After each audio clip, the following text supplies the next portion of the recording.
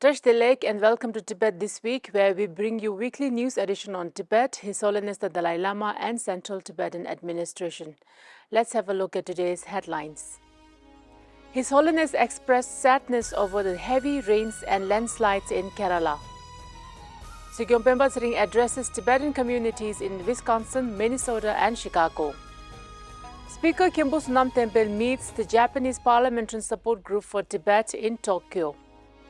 Kalon Gyari attends concluding ceremony of the second Cultural Immersion summer course at TIPA. TPI organized a panel discussion on forced closure of Ragya Norling Educational Institution courses and impacts. Tibet represented at the opening ceremony of Paris Olympic Games. UN Advocacy Officer of Tibet Bureau-Geneva attends commemoration of Swiss Regional Center for Middle Way Initiative's founding anniversary. Sydney Tibetan Association voluntarily contributes a sum of 9,420 Australian dollar to Central Tibetan Administration's budget Treasury fund.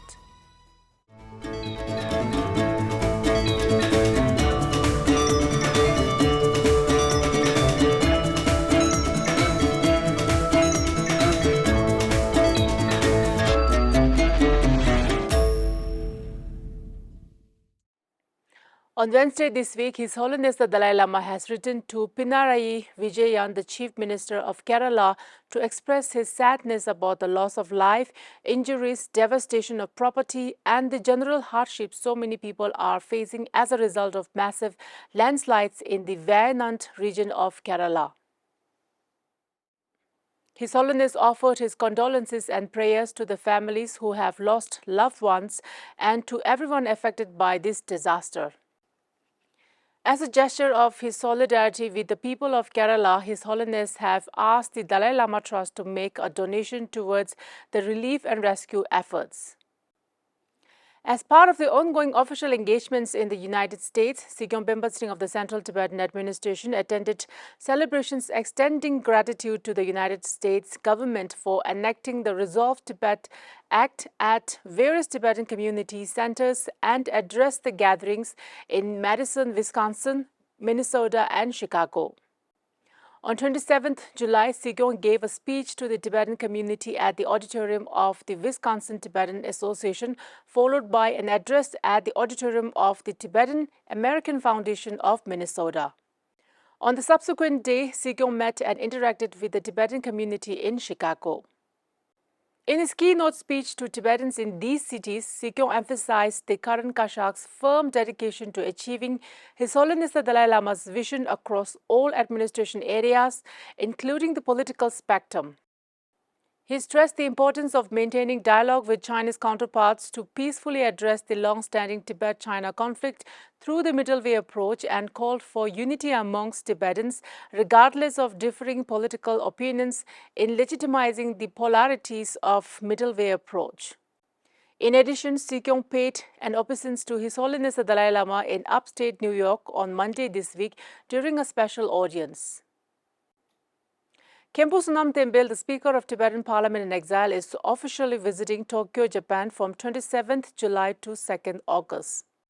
On Tuesday this week, the Speaker visited the Japan Parliament building and addressed the working committee members of the Japanese Parliamentarian Support Group for Tibet at the International Conference Hall of the building in Nakatacho, Tokyo.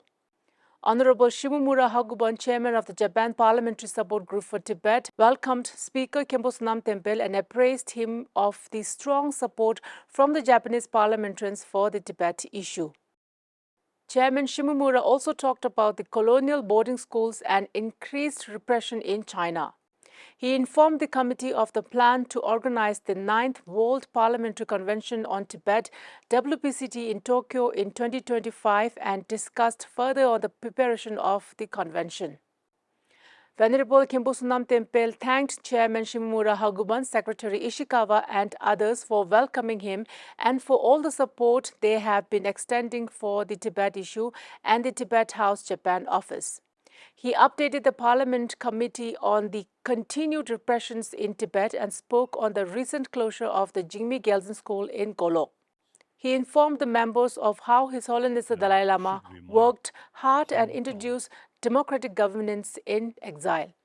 Representative of the Liaison Office of His Holiness the Dalai Lama for Japan and East Asia, Dr. Tsering Arya, updated the committee members on the recent U.S. Congress legislation Resolve Tibet Act, the bill signed by President Joe Biden and became law on July 12. He also read the resolution adopted during the seminar on Chinese colonial boarding schools held on July 7th at Tokyo University. On Wednesday this week, the closing ceremony of the second cultural immersion course was held at the Tibetan Institute of Performing Arts, and officiating Sikyong Gyari graced the occasion as the chief guest. Amongst attendees were Lobsang Jimba, Secretary of the Gandhi Podang, and Thundul Doje, Secretary of the Department of Religion and Culture, as the chief guests. The director of Tibetan Institute of Performing Arts in his address apprised the program's success to initiatives taken by the participants, parents, and the performing arts instructors. The students showcased series of musical and dance performances which was received with massive appreciation from the audience. The Honorable Kalon Gyari Dolma addressed the gathering, showing a firm opposition to China's rampant Sinicization policies regarding Tibetan culture.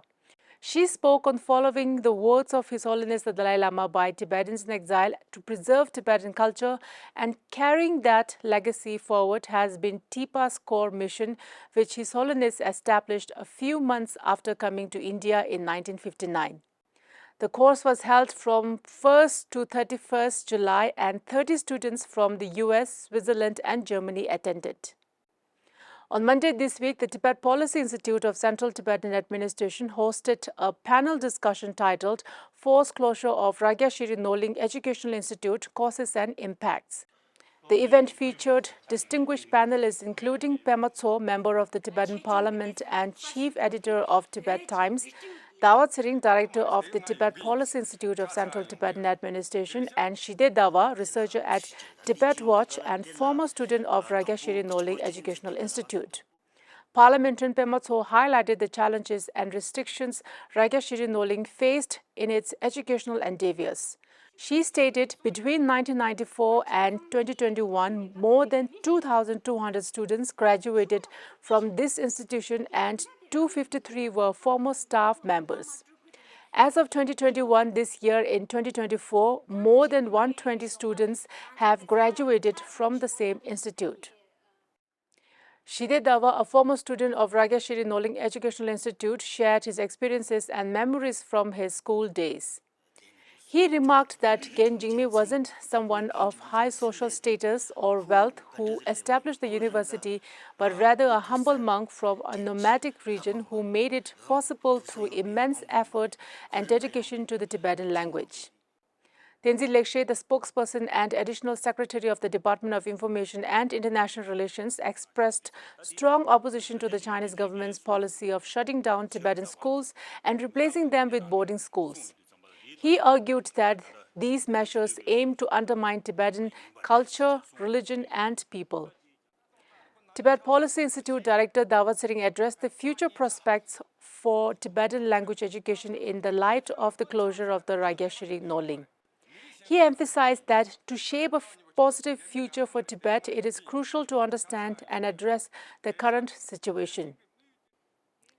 The panel discussion was also attended by 3 Tibetan parliamentarians along with additional secretaries Tenzin Lekshe and Tenzin Pema, and representatives from various Tibetan NGOs and media outlets came together to engage in insightful discussions.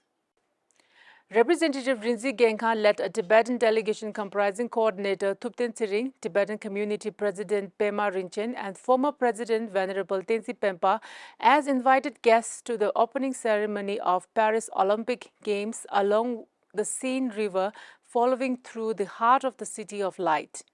Despite Tibet not being represented at the Olympics alongside other nations, the presence of this delegation was crucial to represent Tibet and raise awareness and advocate for the ongoing Tibetan situation. France has one of the highest number of Tibet support groups and is also home to the largest Tibetan diaspora in Europe.